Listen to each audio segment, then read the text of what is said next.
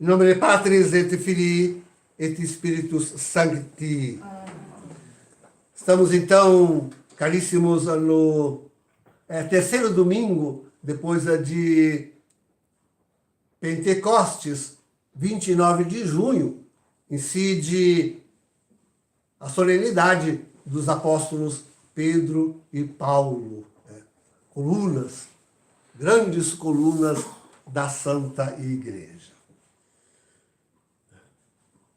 Alguns inimigos da igreja, querem dizer que Paulo fundou a igreja. Quem fundou a igreja foi Jesus, nosso Senhor. Então, colunas importantes da Santa Igreja. Nos Atos dos Apóstolos, que nós ouvimos agora mesmo, então, Pedro está na prisão. Na verdade, eu diria que não só Pedro também, hein? O papado, né? Também. E até com muita força, com mais força. Mas, na verdade, a igreja inteira está em prisão. E não é de hoje. Nós sabemos que os inimigos tramaram a destruição da Igreja de Deus. Temos provas documentais. A maçonaria, o comunismo, o capitalismo também, viu? O deep state, o sionismo, essas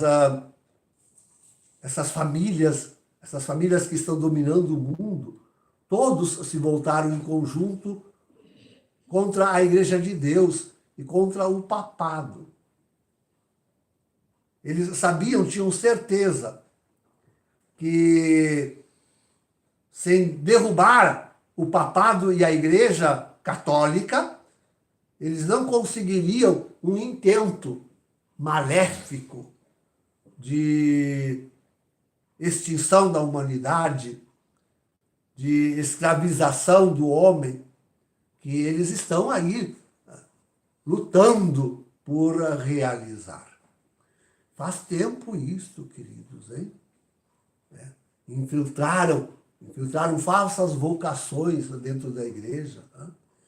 E foram galgando altos postos, né? virando bispo, cardeais, assumindo a cúria romana. Não é só agora. Né? Já há tempo que a igreja sofre isso. E a infiltração já acontece no Vaticano II. Né? Ali já tinha gente importante trabalhando contra a igreja. Sempre digo, não fosse a vigilância de Paulo VI, era ali mesmo que eles teriam derrubado a igreja. Era ali mesmo. Não fosse a vigilância de Paulo VI. Por todos os tropeços que a gente deva acusá-lo, ele salvou, no Vaticano II, ele salvou a igreja de heresia formal. Imagina, um concílio ecumênico cometendo heresia formal. Isso é a destruição da igreja. É a destruição da igreja. Mas continuou. Pontificado de João Paulo II adentro. Não se esqueçam daquele relatório que o bispo encomendado por Paulo VI fez, né? E que levantava aqueles que estavam infiltrados na igreja para destruí-la. Né? E tem a lista Pecorelli, famosa lista Pecorelli, que nunca esqueço de Bugnini. Bugnini foi aquele bispo principal da reforma da liturgia. Ele tinha acesso livre ao escritório de Paulo VI. Né? Isso não é fácil ter um acesso. Não é qualquer um que tem acesso livre, entra o dia, a hora que quer. Né? Mas como ele estava com a liturgia nas mãos, a reforma da liturgia, Paulo VI tinha dado acesso livre, ele podia entrar e sair. E conta ele no seu livro. Ele escreveu um livro, o tomo do livro, não é qualquer livrinho não é qualquer brochura, é um livrão. Eu o tenho. Ele escreve o livro para defender-se da acusação de ser maçom. E quem lê o livro fica absolutamente convencido e com provas criadas por ele mesmo no livro de que ele era realmente maçom. O tiro saiu pela culatra. Tanto que Paulo VI depois o exilou, botou ele numa embaixada lá no Iraque, no Irã, uma coisa assim, botou ele lá. Mas diz ele que um dia, esperando que o anterior saísse do escritório de Paulo VI para ele entrar, eis que saiu um cardeal, que ao passar por ele disse: acabo de colocar na mesa de Paulo VI uma lista com os padres e bispos, especialmente da Cúria Romana, que são maçons e estão lutando contra a igreja. Veja, o teu nome está sobre o número 54 da lista. Assim, na cara dura, disse para o Brito. Tinha que dizer mesmo, né? Na cara dura, disse para esse bandido ímpio. Deve ter entrado tremendo para... Mas, enfim, a reforma já estava praticamente concluída. Paulo VI deixou ele de molho 6 meses, ou coisa parecida, sozinho lá no seu convento. Não foi fácil. Muito bem, mas como Paulo... Tá bem, isso é outra. Só para dizer que realmente a infiltração na igreja era grande, tremenda, terrível. Que não dirá agora, sob o pontificado de Bento XVI, que teve que renunciar. Ia ser morto. Como foi morto João Paulo I. Aquele ia para as guampas, né? Como se diz o gaúcho. Aquele ia mesmo. Então, sim, queridos. Até conseguirem colocar um lá em cima, né? No pontificado, que foi Bergoglio, né? Esse antipapa, falso profeta, né? E colocarem ele lá. E agora o que está lá, bem, a gente não sabe ainda, né? Está lá. Estamos rezando por ele, estamos rezando em comunhão, a missa una com ele.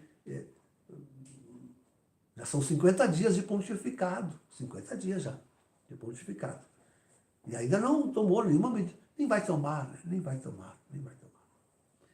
Então, a igreja infiltradíssima, é o fim dos tempos. Estamos aí, né? Nos grandes eventos. A igreja está presa, queridos. A igreja está presa. Né? E aí, ainda se deve falar, sim, da infiltração gay, do gaysismo na igreja. E assim por diante, tanta coisa, Agora no feminismo, também, não menos, né? Não menos. E vai. Toda a imoralidade que entrou na igreja, né? Arrombou portas, né? Igreja destruída. Tanto que a gente não tem mais segurança, não se sabe mais, com certeza, quem de fato é livre. Quem está ligado ao demônio e quem é livre. Né? Quem realmente pertence à igreja remanescente, porque a igreja remanescente, também esses que se dizem igreja remanescente, e que caíram em tantas heresias, acusando o Vaticano II de heresia formal, enfim, tanta coisa. Sim, nós devemos nos voltar para a igreja no dia de hoje, com toda a seriedade, e dizer: está presa, né? Sofre prisão, né? Está precisando de um anjo do Senhor, né? Que venha libertá-la, né? Que venha arrancá-la das garras do inimigo, de Herodes. Né? O Herodes é esse mundão, é toda essa... sobretudo o mundo, como o mundo... o Vaticano II feito para abrir a igreja ao mundo, no sentido de converter o mundo. Perverteu-se a igreja. Agora quer igualar-se ao mundo. uma coisa realmente diabólica, né? Satânica, né? Hedionda, né? Não há dúvida. A prisão da igreja. Devemos olhar e confessar isto. A igreja está presa mesmo. E em todos os níveis, isso pega lá. Bom, pense o que seria a teologia da libertação. Quantos padres estão presos nisso? Eu fiz essa experiência em Roma. Quando veio aquele padre que era ponta de lança da teologia da libertação, reuniu todos os padres do Pio, do colégio onde eu estava, e disse, não, terminou a teologia da libertação. Os padres ficaram perdidos. Outro dia eu fui falando com um, outro. Estavam perdidos. Não é possível. A teologia da libertação os tinha presos. Sem aquilo eles não sabiam ser padres. Não sabiam. E vai falando no resto, em outras teologias, né? Tantas outras, a teologia do progresso, essa teologia que vem, essa influência que vem agora, vamos dizer assim, do protestantismo, do evangelicismo, do biblicismo, né? que pega tanto a igreja, que oprime a igreja, que prende a igreja, esses pastores que se... Tudo isso, criado pelo homem, incentivado pelo deep state americano. Né? Então, sim, a igreja está presa. Né? Quem a libertará? O pontificado, libertar o pontificado, sim, nós podemos fazer alguma coisa, como nós fizemos, aliás, na presença do antipapa Francisco. Né? Abrimos a boca e denunciamos tudo. Né? Com toda a força e coragem. Abrimos a boca. Arrostamos o excomunhão e o que quer que viesse pela frente. Porque excomungados são eles. Enfrentamos tudo. Estamos sempre dispostos a lutar pela fé. Mas precisaria de um papa assim. Né? E depois de 50 dias, ainda não podemos dizer assim com toda a franqueza que finalmente temos. Né? Esse negócio de meia palavra, de querer superar os problemas assim,